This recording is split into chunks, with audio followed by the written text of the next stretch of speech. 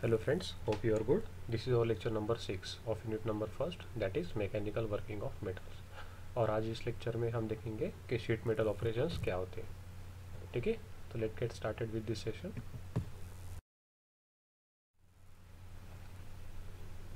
So before starting, let me show you some important notes over here. So the note number first, if the thickness is less than 6 mm, okay, किसी भी rectangular sheet की अगर thickness 6 mm से कम होंगी तो उसको आप refer करेंगे एज अ शीट. ओके, और अगर ग्रेटर देन 6 mm होंगी तो उसे आप कहेंगे प्लेट. ठीक है, यह बात आपको ध्यान में रखना है कि किसी भी मेटल की शीट को अगर उसका थिकनेस है 6 mm से कम होगा तो उसे हम रेफ़र करेंगे शीट, या फिर ग्रेटर देन 6 होगा तो उसे रेफ़र करेंगे प्लेट. तो आपको ये बात यहाँ पे ध्यान में रखना बहुत ज़रूरी है. जो भी शीट मेटल वर्क्स है, ठीक है, वो ऑब्वियसली जो भी मेटल का थिकनेस होगा वो लेस देन 6 mm होना चाहिए. Are you getting this? देखिए यहाँ पे हेडिंग में क्या लिखा है, शीट मेटल ऑपरेशंस. तो जो भी शीट मेटल से आपका क्या होता है 6 mm से कम थिकनेस वाला मटेरियल होता है. उसके बाद the major sheet metal operations are punching, blanking, deep drawing and bending. ठीक है, तो आपके सिलेबस में ये 4 ऑपरेशंस आपको पढ़ने हैं. पहला है पंचिंग, दूसरा है ब्लैंकिंग, तीसरा है डीप ड्राइंग और फोर्थ है बेंडिंग. उसके बाद और एक इम्पॉर्टेंट नोट है कि cutting operations are punching and blanking. ठीक है, तो इस चारों ऑप्शन में से जो पहले दो है वो है कटिंग ऑपरेशंस. ठीक है, माने आपको एक नहीं इस ऑपरेशन में इस शीट को कट करना पड़ेगा. ठीक है, उसके बाद फॉर्मिंग ऑपरेशन है डीप ड्राइंग एंड बेंडिंग. ठीक है, ये दोनों जो आपके ऑपरेशंस है वो है फॉर्मिंग ऑपरेशंस. मतलब इसमें कोई भी किसी प्रकार की कटिंग आपको नहीं करनी है ड्राइंग प्रोसेस में और बेंडिंग प्रोसेस में. यानी कि आपको किसी प्रकार का कटिंग नहीं करना है. इसका मतलब क्या होता है कि जो भी आपका प्रोडक्ट होगा वो final as it is form हो जाएगा. ठीक है, लेकिन पंचिंग और ब्लैंकिंग में क्या होता है, मटेरियल वेस्ट होता है. ठीक है, आपका जो यूज़फुल कंपोनेंट होता है उसके साथ साथ आपको कुछ स्क्रैप भी मिलेगा. ठीक है, अननेसेसरी स्क्रैप, जो कि पंचिंग में और ब्लैंकिंग में होता है. और ड्राइंग में और बेंडिंग में क्या होता है, आपका फाइनल प्रोडक्ट ही आपका फाइनल प्रोडक्ट होता है. इसमें किसी प्रकार का वेस्टेज नहीं होता है. तो ये काफ़ी सारे इंपॉर्टेंट नोट्स है, आपको ध्यान में रखना है. चलिए देखते हैं कि पंचिंग और ब्लैंकिंग क्या होता है. तो सबसे पहले इस फिगर को आप अच्छे से नोटिस कीजिए. देखिए इस फिगर में कि नहीं एक पंच है और एक डाई है, और दोनों के बीच में एक शीट मेटल इंसर्टेड है. मैं फिर से रिपीट करता हूँ, इसमें दो इम्पोर्टेंट कंपोनेंट है. पहला है पंच और दूसरा है डाई. इस दोनों कंपोनेंट के बीच में आपका शीट इंसर्टेड है. अब मान लीजिए क्या होगा, अगर मैं इस पंच को फोर्सफुली इस शीट पर एक फोर्स अप्लाई करता हूँ, ठीक है, सडन जर्क देता हूँ, तो क्या होगा, ये जो शीट है, ठीक है, ये क्या होगा, यहाँ से टीयर हो जाएगा. ठीक है ना. यही प्रोसेस आप आपके घर में भी कैरी आउट कर सकते हो. एक पीस ऑफ पेपर ले लीजिए और सीजर से उसे कट कर दीजिए. ठीक है, तो क्या होगा, जो भी सीजर के दो आपके जो मेटल्स होते हैं उसके बीच में जैसे ही आप पेपर इंसर्ट करोगे और उसे एक फोर्स अप्लाई करोगे तो क्या होगा, आपका पेपर दो हिस्सों में बढ़ जाएगा, शेयर हो जाएगा. माने क्या होता है, शेयर हो जाता है, कट हो जाता है. ठीक है, अब इसके और एक आप एक्सपेरिमेंट करके देखिए. आपके जो भी सीजर है उसके दोनों मेटल्स को थोड़ा सा डिस्टेंस बढ़ा लीजिए. ठीक है, दोनों सीजर का डिस्टेंस बढ़ा लीजिए और फिर पेपर कट करने की कोशिश कीजिए. तो आपका क्या होगा, पेपर कट नहीं होगा, बेंड हो जाएगा. ठीक है, तो ये फ़र्क है पंचिंग, ब्लैंकिंग और बेंडिंग में. ठीक है, तो ये जो बेंड और कटिंग शेयर का जो भी मैकेनिज्म होता है ये डिपेंड करता है इस क्लियरेंस पे. ठीक है, अगर आप डाई में क्लियरेंस देते हो तो कुछ और इफेक्ट होता है, अगर आप पंच में क्लियरेंस देते हो तो कुछ और इफेक्ट होता है. ठीक है, clearance is nothing but the tolerance. Okay, the clearance is nothing but the tolerance. तो देखते हैं कि अगर आप डाई पे कुछ क्लियरेंस देते हो तो क्या फ़र्क पड़ता है, और पंच में कुछ क्लियरेंस देते हो तो क्या फ़र्क पड़ता है इस शीट मेटल के पीस पर. ठीक है, तो सबसे पहले देखिए पंचिंग क्या होता है. In a punch and die working, ठीक है, in a punch and a die working if the hole produce is the sheet is useful then it is called as punching. मैं फिर से रिपीट करता हूँ, in punch and die working मतलब इस पंच और डाई के कंपोनेंट के वर्किंग के बीच में, if the hole produce in the sheet मतलब ये शीट के अंदर जो होल प्रोड्यूस हो रहा है इस पंच के वजह से, अगर वो यूजफुल हुआ then it is called as punching. ठीक है, अगर इस शीट में मैं एक छोटा सा होल कर देता हूँ और ये शीट यूजफुल मतलब मेरे फाइनल प्रोडक्ट होता है जो ये शीट होता है, तो इसे आप कहेंगे पंच।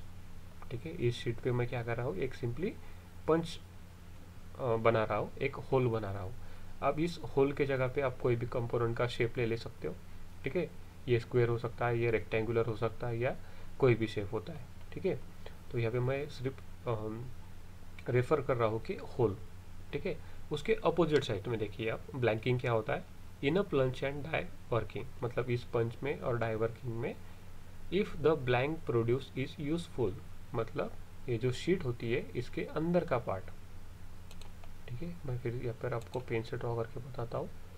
ये वाला जो हिस्सा है, ठीक है, ये वाला जो हिस्सा है अंदर वाला, अगर ये आपके यूजफुल आ रहा है, ठीक है ना, अगर मैं पंच कर देता हूँ तो क्या होता है, ये शीट आपके डाई के ऊपर ही रह जाएगा, लेकिन ये जो वाला पार्ट है ये कट होके नीचे गिर जाएगा।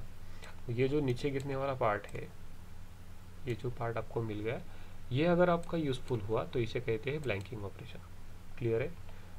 फिर से मैं रिपीट करता हूँ, इस पंच और डाई के बीच में ये जो शीट इंसर्ट किया आपने, अगर ये शीट यूजफुल है तो ये है पंचिंग ऑपरेशन, अगर ये ब्लैंक यूजफुल है तो इसे कहते हैं ब्लैंकिंग ऑपरेशन। क्लियर है? क्लियर है? क्या मैं फिर से रिपीट करूँ? ठीक है, फिर से एक बार रिपीट करते हैं। In a punch and die working,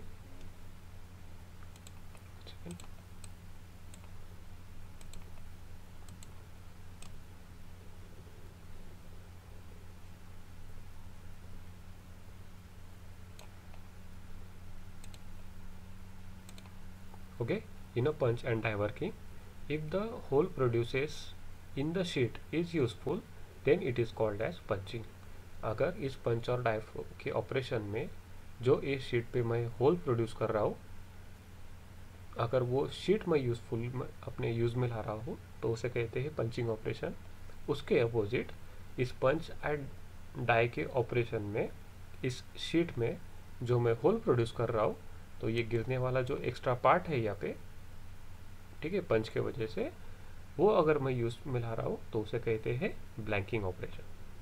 ठीक है, ये दोनों मेजर डिफरेंस है पंचिंग में और ब्लैंकिंग में। और कुछ डिफरेंसेस से देख लेते हैं कि in punching the size of the punch is made equal to the size of the hole. ठीक है, in punching operation the size of punch is made equal to the size of the whole.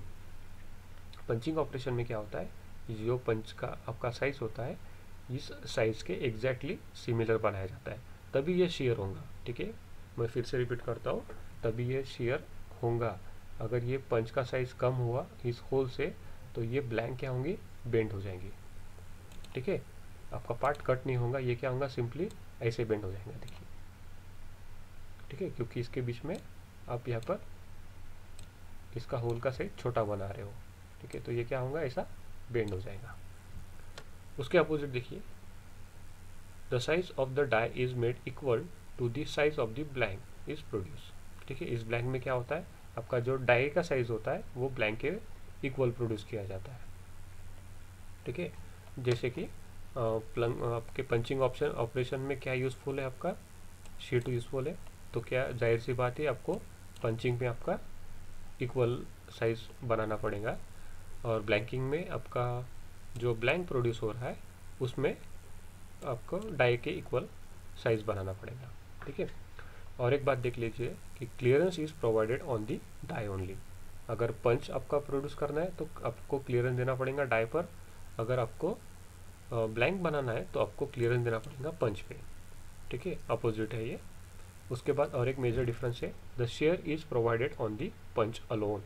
आपका जो भी share होता है वो पंच पे apply किया जाता है, और इस ब्लैंकिंग ऑपरेशन में आपका डाई पे दिया जाता है। ठीक है, ये हाँ, ये वाली जो डिफरेंस है ये काफ़ी इंपॉर्टेंट है, यहाँ पे आपको काफ़ी सारी आइडिया फिर से क्लियर हो जाएंगी। देखिए, पंचिंग में क्या होता है, तो पंच का साइज है equal to hole size, punch size is equal to hole size. इसे अब इसी फॉर्मूले को ऐसा भी लिख सकते हो कि die size equal to punch size plus clearance. Die size क्या होती है, पंच साइज होती है प्लस क्लियरेंस होता है। On the other hand the blanking operation is die size is equal to blank size, और इसमें होता है कि पंच का जो साइज होता है आपका वो डाई साइज माइनस क्लियरेंस होता है। ठीक है, ये काफ़ी सारे आपको आइडिया क्लियर ही देता है। ओके, तो आज के ऑपरेशन काफ़ी सारे इसके दोनों की भी देखिए, पंचिंग की और ब्लैंकिंग की फिगर आपको सेम निकालनी है, बस फ़र्क इतना है कि आपको क्लियरेंस अलग अलग देना पड़ेगा। उसके बाद 1 सेकेंड,